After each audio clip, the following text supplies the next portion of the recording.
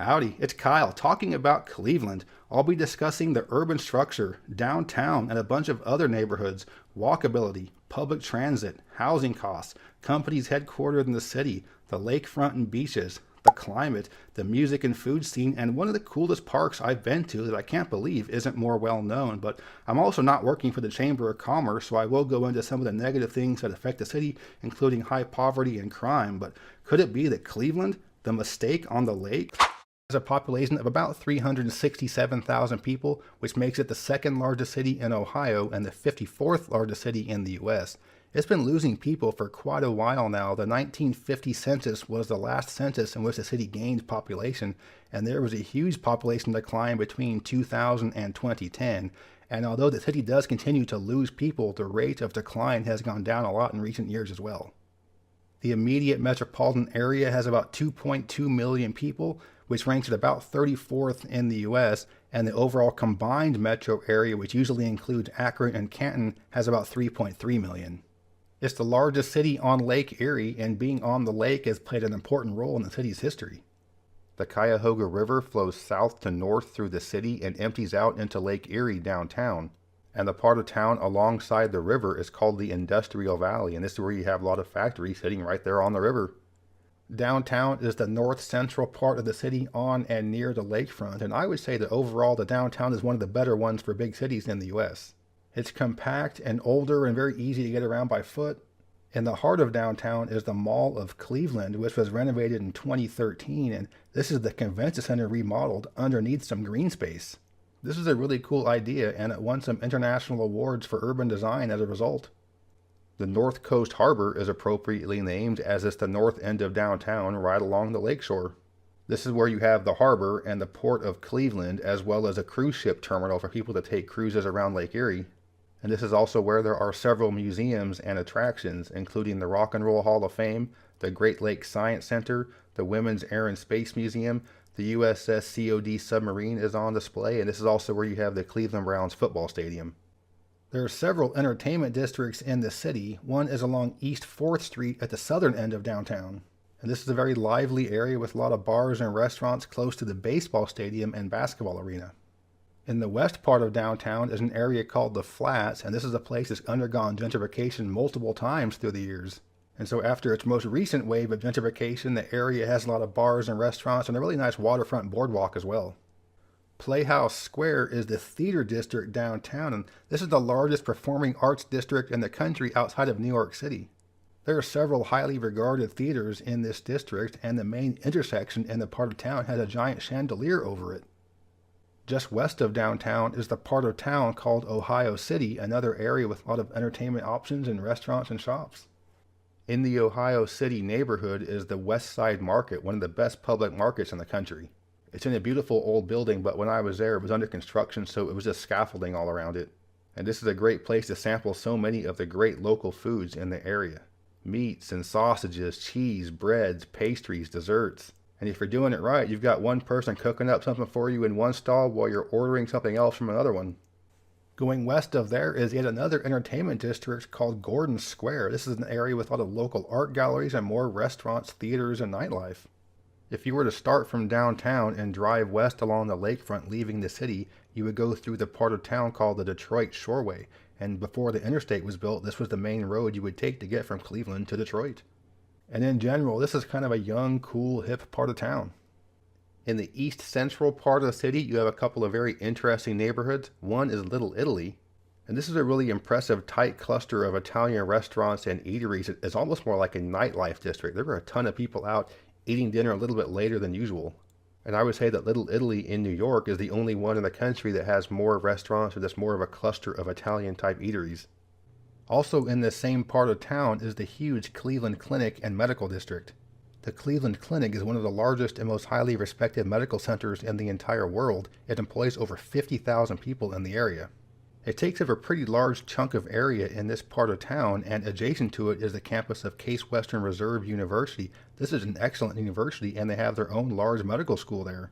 So this part of town is a big medical district, but it isn't just the medical center itself. There's also a lot of biotechnology research and other high-tech things going on with Case Western Reserve. And also in this same general part of town is the Cleveland Museum of Art. the Museum of Natural History, and the Botanical Gardens. In general, the east side of Cleveland is usually associated with being the bad part of town, but this area around Little Italy and the Medical Center and the University District is pretty nice. To the northwest of this area is a neighborhood called Huff, and this was home to some infamous race riots back in the 1960s, and to this day is still a fairly poor neighborhood, although I did see some signs of gentrification coming into this neighborhood. And although Huff might be the most well-known name in terms of poor neighborhoods in Cleveland, I think what is actually the poorest and highest crime neighborhood in the city is the part of town simply called Central Cleveland. This is the part of town where you have the largest number of gang violence and just violent crime in general. And when people talk about the worst of the worst crime and poverty in Cleveland, it's often going to be in this part of town. And in fact, Cleveland as a whole is the city with the highest percentage of the population living in poverty, about 31%. And to go along with the high rate of poverty, the city is also home to one of the highest violent crime rates in the country. But like most other cities, the most violent part of the city is concentrated in the poorest parts of town. And for Cleveland, it's Central Cleveland, and some of the other really poor neighborhoods with high violent crime include Broadway and Fairfax. South of downtown in Central Cleveland is the part of town called the Industrial Valley. And this is the part of town that back in the 1960s got a lot of attention because the Cuyahoga River flowing right through this part of town caught on fire. However, the images of the river being so polluted that it caught on fire was the catalyst that led to the Clean Water Act of 1972. And there are certainly many other neighborhoods in Cleveland, but I did want to just go over some of the most interesting ones. In terms of overall layout, I would say that a good majority of Cleveland is pretty nice. It's either middle class or working class, or it's downtown, or it's business type areas. But the parts of Cleveland that are bad are really bad. Again, the worst urban poverty in America. In many ways, the city is like St. Louis in that the parts that are bad are really, really bad, although most of the city is still pretty nice. Now I want to talk a little bit about the park system in Cleveland. One thing I think that's important about living in a big city is having a good park system and a good amount of green space. Cleveland doesn't have one giant urban park like Central Park, but it does have a large number of medium-sized parks all throughout the city. A couple of the best parks are right along the lakeshore. One is Edgewater Park and Edgewater Beach.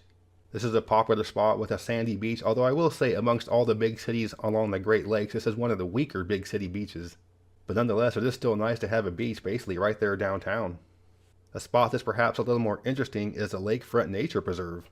And this is a protected wooded area on a small peninsula jutting out into the lake. At the extreme southwest end of the city near the airport, you have the Rocky River Nature Center. And this is the best wooded area in the Metro Park system. It's got several miles of trails and almost feels like a little pocket of wilderness in the city. And it's worth mentioning that you have Cuyahoga Valley National Park just south of the city.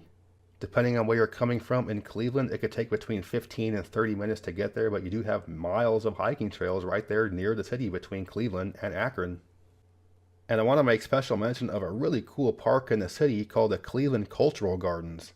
This is a several mile long wooded parkway that follows a creek. It starts in the area around the Botanical Garden and the Museum of Natural History and goes up to the Lakefront Nature Preserve. And what's so cool about this is that there are over 30 little gardens here that represent many of the cultural groups that have emigrated to Cleveland. And there are also several more that are being created. So I spent basically half a day just walking up and down this parkway visiting all these little gardens. And I was literally the only person walking up and down this parkway visiting these gardens. There were a handful of people riding a bike or jogging along the parkway, but nobody else was visiting these gardens. I'm not sure how well known this parkway and these gardens are, but I do think it's a little underappreciated. So if you're in town for a conference or for a few days or whatever, do check out the Cultural Gardens. It's really cool. In terms of walkability, I don't think Cleveland is one of the best cities in the country, but I do think it is above average when compared to the other big cities. And that's pretty much in line with WalkScore that ranks U.S. cities in terms of walkability. They have Cleveland ranked a little above average. So the entire downtown and the areas to the west are all fairly walkable, and the areas around the Cleveland Clinic and Little Italy and University Circle are all pretty walkable as well, but the parts in between are where it's not really great for walking. This could include parts of town kind of like the Industrial Valley or just some of the really high crime parts of town you might not want to be walking through. But with that being said, there is a decent amount of gentrification going on in the parts of town between downtown and the Cleveland Clinic. And this is Midtown, and you're seeing more interest in people wanting to move to this part of town between downtown and the cool parts in the east central part of the city. In terms of public transit, Cleveland is ranked fairly high compared to the other big cities. There are several different light rail lines, a heavy rail line, and a pretty extensive bus network as well. And kind of like how I was saying you might not want to walk between the walkable parts of town, there is an express bus line that goes from downtown to the Little Italy University part of town. So Cleveland is a city where you can live a car-free life with decent walkability and good public transit. In terms of cost of living, Cleveland is a relatively affordable city in which to buy a house. It's still well within reason to buy a house in Cleveland in the $200,000 range on a quiet street in a nice neighborhood in a good part of town. And if you're okay with a fixer-upper or being in a neighborhood that's slightly rough around the edges, you can get a place in the $100,000 range. And I think that's why you're starting to see a decent number of younger people move into some of these neighborhoods that are being gentrified in Midwestern and Northeastern cities. With the cost of owning a home becoming more and more expensive, one of the most affordable places in which to buy one is the central city of a large metro in the Rust Belt. For companies headquartered in the city, there are 4 very large ones: Key Bank, Progressive Insurance, Sherwin-Williams Paints, and Parker Hannifin Hydraulics. I think a couple of these are actually in an inner ring suburb, but these are 4 major players in terms of the Cleveland economy. The city had much more of an industrial and blue-collar history, but when many of those factories closed down, the economy really suffered. And this is the same story that happened throughout many other cities, but for Cleveland it was a little bit worse than for most others. And so many of those factories closing down is what led to an increase in poverty, which led to an increase in crime. And most people would say those are the worst things about Cleveland, but for me, the worst thing about Cleveland are the winters. The winters are really cold, windy, and snowy with the lake effect snow. Now the lake effect does get worse as you go northeast up the lakeshore into Ashtabula and Erie and Buffalo, but it is still pretty bad in Cleveland. Low temperatures are bad enough, but combined with high winds and lots of snow, man, that's rough. Now I want to make a quick mention of Cleveland's most iconic food, the Polish Boy sandwich. And this is a Polish sausage on a bun topped with French fries, coleslaw, and barbecue sauce. I've never had one, and they look downright horrifying, but in a good way. The city is also well known for how it does corned beef, although corned beef is something that is not special to Cleveland. Now I want to mention a little bit about the music coming out of Cleveland. The city is home to a unique style of polka music called Cleveland Style Polka, and the city was home to the American polka king, Frankie Yankovic. And in fact, the city is home to the Cleveland Polka Hall of Fame. Something else interesting about Cleveland music is that it's home to the Tyagaraja Festival, which is the largest Indian music and dance festival in the world outside of India. The festival goes on for 12 days each April and is in its 44th year. A couple of big name rap artists have come out of the city, Bone Thugs and Harmony and Kid Cudi. But what about all the great rock and roll acts that come out of Cleveland? It's home to the Rock and Roll Hall of Fame after all. People from Cleveland will say otherwise, but the only reason the Rock and Roll Hall of Fame is there is because the city paid the guy to build it there. After Cleveland was chosen, they did some kind of backdoor reasoning because the guy that invented the term rock and roll was from Cleveland, but come on, man, that's not why it's there. And there surprisingly aren't really any major rock and roll acts to come out of Cleveland, so many great things about the city, but the rock scene isn't one of them. In summary, I would say that Cleveland is perhaps the most underrated city in America. Like many other places, people really focus on the negative, and the negatives in Cleveland are pretty bad. Again, that poverty is the worst in the country, and the crime rates are really bad too, but most of the city is pretty nice, normal place, and a good place to live and a good place to visit. So that's my take on Cleveland. If you enjoyed this video, please give me a thumbs up to let me know you approve, and subscribe to this channel if you're interested in learning more about geography from a nerdy perspective. But yeah, thanks for watching.